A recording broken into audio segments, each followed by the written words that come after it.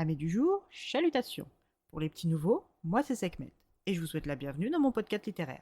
Dans mon émission, je vais tenter 3 fois par semaine de vous donner envie de découvrir des livres de tout poil, récents et moins récents. Alors, si ça vous tente, c'est par ici la suite. Aujourd'hui, je vais vous présenter le premier tome de la duologie Sous les sabots des dieux de Céline Chevet, publié aux éditions Le Chat Noir. Dans ce premier tome de cette duologie, nous allons remonter le temps et partir à l'époque du roi Kim Chunchu aux alentours des années 650. À cette époque, Silla fait partie des 3 royaumes de Corée avec Baekje et Goguryeo. Les tensions entre Silla et Baekje sont importantes et ne cessent de croître proportionnellement aux liens que Silla tisse avec les Tang de Chine. Le roi Kim Chunchu se rapproche des Chinois et laisse de plus en plus la culture de ses nouveaux alliés influencer son royaume.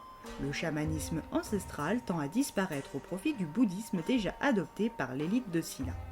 Kim Chunchu a pour mission l'unification des 3 royaumes. C'est dans ce contexte historique troublé que nous faisons la rencontre de la jeune prêtresse du temple céleste, Hanul. Hanul n'a que 15 ans, mais a déjà été nommée par la grande prêtresse Sangwan, soit chamane de haut rang. Il faut savoir que Hanul n'est pas une jeune prêtresse comme les autres, elle est la fille cachée de la grande prêtresse. Sa mère, qui avant de devenir la grande prêtresse respectée qu'elle est aujourd'hui, était une princesse d'os véritable dont la vie a été confiée aux divinités et aux chamans depuis son enfance. En principe, les hommes de son rang, les princes d'os véritables, forment la noblesse de Silla, les hauts dignitaires, les officiers, le clan royal, pendant que les femmes d'os véritables, elles, sont mariées et vouées aux dieux. Le père de la grande prêtresse, un prince d'os saint appartenant à la famille royale, a été renié à la suite d'une tentative avortée d'assassinat sur la personne de l'un des frères héritiers du trône. Le seul pardon qu'il a pu obtenir a été l'intégration de sa fille chez les chamans et non dans les maisons de plaisir de Sorabol, la capitale. Quelques années après son intégration, la grande prêtresse est tombée sous le charme d'un homme sans passé. De cette aventure naîtra Hanul et sa jumelle Minji. Les 2 fillettes ont été élevées cachées de la cour dans une simple famille de marchands avant que la première-née, Hanul, ne rejoigne le temple céleste et que sa jumelle embrasse la liberté et ne devienne empoisonneuse. Hanul est une jeune fille pleine de piété et a un cœur pur comme les enfants. Sa mère est beaucoup plus cynique sur leur rôle au sein du royaume de Silla. En ce jour de cérémonie, Hanul aide la grande prêtresse à se préparer. Elle est nerveuse et sa nervosité ne s'apaise pas lorsqu'elle reprend le chemin vers le temple céleste. Après ce devoir accompli et avant son intervention, Hanul part se ressourcer dans les écuries royales. Depuis bien longtemps, la jeune femme a oublié les effluves épicées de Sorabol au profit de celles des écuries royales. Elle a oublié le tumulte de la capitale, les bruits du marché et des artisans plongés dans le calme étouffant du temple céleste depuis trop longtemps. Mais aujourd'hui, l'agitation règne au temple et Hanul le sent, c'est de mauvais augure. Et la présence apaisante des chevaux lui est encore plus indispensable aujourd'hui que les autres jours. Son ami Dokman, un esclave écuyer de 17 ans, lui tient souvent compagnie. Il ne se cache pas des sentiments qu'il éprouve pour elle, bien qu'impossible, son amour n'a fait que se renforcer avec les années. Hanul ne devrait pas être là, et encore moins avec un jeune homme comme Dokman, mais c'est sa part rebelle qui s'exprime lorsqu'elle se cache dans les boxes, les doigts de son ami dans sa paume.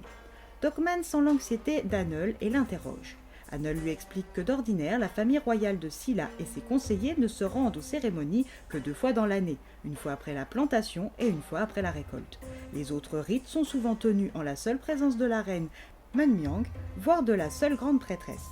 Mais aujourd'hui, ces altesses attendent des réponses divines là où leurs nouvelles croyances bouddhistes restent muettes. Hanul craint les conséquences de cette cérémonie et a raison. Après plusieurs heures, la grande prêtresse n'a pas eu de vision, donc elle n'a pas de réponse à donner au roi Kim Chunchu ni à la reine Munmyang. Cette incompétence va être sanctionnée immédiatement par la reine qui propose la relève de la grande prêtresse de ses fonctions, soit une condamnation à mort ni plus ni moins. Soit son Altesse la fera enfermer, soit elle la condamnera à l'exil, ou pis, elle la nommera nonne dans un temple bouddhiste. Hanul ne réfléchit pas plus quand elle voit la peur et la détresse de sa mère traînée par les gardes royaux vers son destin. Alors quand la reine ordonne que l'on trouve quelqu'un capable de recevoir la voix des dieux, elle se propose. Hanul a donc pour la première fois exécuté le rite seule. Et quand soudain elle rouvre les yeux, elle est dans un champ parsemé d'azalées. Une imposante bâtisse se tresse face à elle, 3 habitants équins sont là à l'attendre.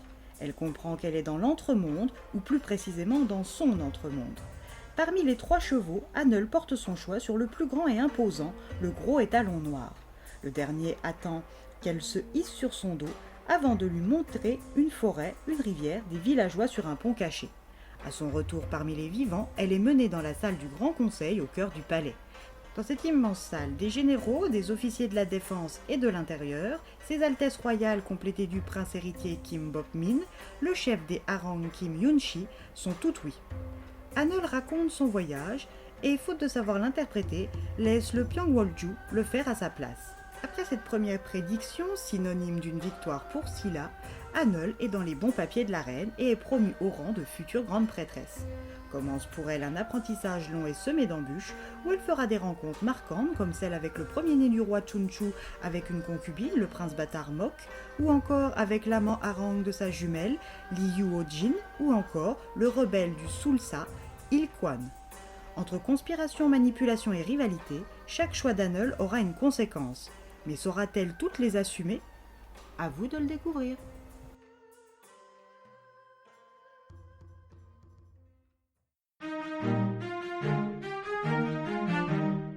Une lecture qui tient toutes ses promesses, une plume fluide et agréable, une histoire vite prenante. Si comme moi vous êtes une K-drama addict avec une mention spéciale pour les historiques, ce premier tome est tout à fait fait pour vous. Et bien voilà, j'en ai fini pour aujourd'hui. J'espère que cet épisode vous aura plu et vous aura donné des nouvelles idées de lecture.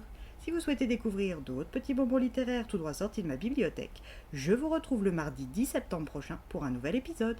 Et si d'ici là je vous manque de trop, vous connaissez le chemin sur Instagram, @leslectures de Sekhmet. Je vous y attends. Sur ce, chalut les amis et à la prochaine.